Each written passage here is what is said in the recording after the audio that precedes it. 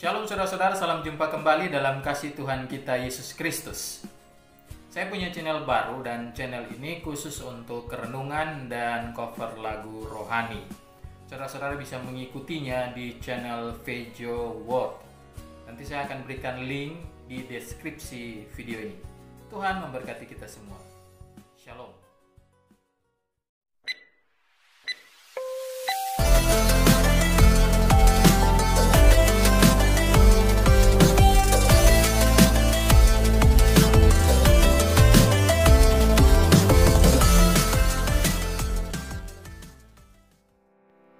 Shalom saudara-saudara, salam jumpa kembali dalam kasih Kristus.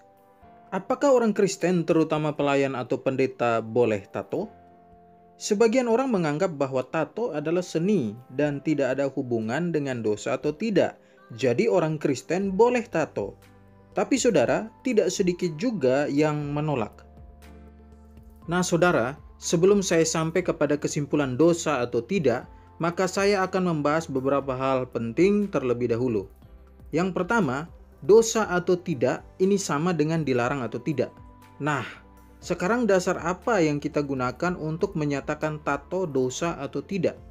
Jika kita menggunakan Alkitab sebagai alat untuk menentukan dosa atau tidak, dilarang atau tidak, maka kita perlu melihat bukti ayat yang bicara tentang hal ini. Nah, ayat-ayat yang sering digunakan sebagai dasar untuk menyatakan orang Kristen tidak boleh tato adalah sebagai berikut. Kamulah anak-anak Tuhan, Allahmu. Janganlah kamu menoreh-noreh dirimu ataupun menggundulkan rambut di atas dahimu karena kematian seseorang. Ulangan 14 ayat yang pertama. Maka mereka memanggil lebih keras serta menoreh-noreh dirinya dengan pedang dan tombak, seperti kebiasaan mereka, sehingga darah bercucuran dari tubuh mereka. Pertama Raja-Raja 18 ayat 28. Perhatikan kata menoreh-noreh. Kata ini dianggap cocok dengan proses pembuatan tato. Dan karena kata sebelumnya dalam ulangan 14 ayat yang pertama adalah jangan, yang jelas artinya adalah larangan, maka kesimpulannya adalah tato dilarang oleh kitab suci. Bahkan dalam teks pertama Raja-Raja 18 ayat 28 tadi juga menyatakan bahwa tindakan menoreh-noreh tubuh adalah tindakan Nabi Baal. Jadi jelas hal ini tidak boleh ditiru. Tapi saudara, jika kita melihat motivasi dari tindakan menoreh-noreh dalam dua ayat ini jelas berbeda. Yang pertama dalam ulangan 14 ayat yang pertama, menoreh-noreh di sini dalam konteks duka cita. Yang kedua dalam pertama Raja-Raja 18 ayat yang ke-28, konteks menoreh-noreh di sini sebagai bentuk penyembahan kepada Allah lain. Nah sekarang, bagaimana dengan tato? Tato yang dibuat dengan alasan seni jelas tidak dosa, karena tidak ada hukum yang dilanggar. Bukankah dosa adalah pelanggaran terhadap hukum Allah? Yang kedua, jika tujuan kita membuat tato hanya untuk fashion, pertanyaannya sekarang adalah, apakah hal ini menyebabkan nama Tuhan dipermuliakan atau justru menjadi batu sandungan? Apalagi yang bertato adalah seorang pendeta yang dulu sebelum melayani justru tidak bertato. Sekarang perhatikan ayat ini.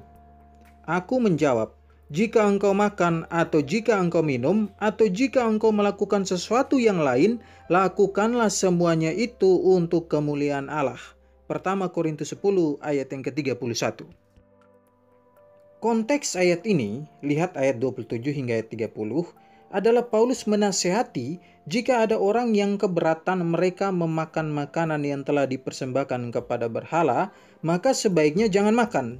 Makan tidak salah karena tidak menyalahi hukum, tapi jika ada yang lemah iman dan menganggap itu sebuah kesalahan, maka Paulus melarangnya. Lihat ayat berikut. Janganlah kamu menimbulkan syak dalam hati orang, baik orang Yahudi atau orang Yunani, maupun jemaat Allah. Sama seperti aku juga berusaha menyenangkan hati semua orang dalam segala hal, bukan untuk kepentingan diriku, tetapi untuk kepentingan orang banyak, supaya mereka beroleh selamat. Pertama Korintus 10 ayat 32 hingga ayat 33. Ayat-ayat tadi memang bicara tentang makanan, tapi poin yang ditekankan oleh Rasul Paulus bisa juga diberlakukan pada hal lain termasuk tato. Sebagai anak Tuhan, jika kita melakukan sesuatu, hendaklah apa yang akan kita lakukan itu mendatangkan kemuliaan bagi Tuhan dan bukan menjadi batu sandungan. Fashion boleh-boleh saja, tapi jika dengan bertato lalu membuat orang lain tersandung dan berdosa, bukankah ini juga tidak tepat? Saudara-saudara, biasanya saat seorang pelayan atau pendeta menjadi batu sandungan untuk jemaatnya, maka seringkali mereka tidak akan mendengarkan apa yang kita katakan tentang hal lain lagi, meskipun itu adalah kebenaran kitab suci. Sepenting apakah tato untuk kemajuan pelayanan? Jika karena pendetanya bertato, maka malah membuat jemaat tersandung dan berdosa, lantas mengapa memilih bertato? Kesimpulannya adalah, orang Kristen, terutama pelayan atau pendeta yang sudah atau hendak bertato, itu tidak dosa. Tapi apakah dengan bertato nama Tuhan dipermuliakan? Apakah tidak ada yang tersandung? Jika ada, sebaiknya jangan bertato bagi yang hendak bertato, dan yang sudah bertato jangan menambahnya. Tuhan memberkati kita semua.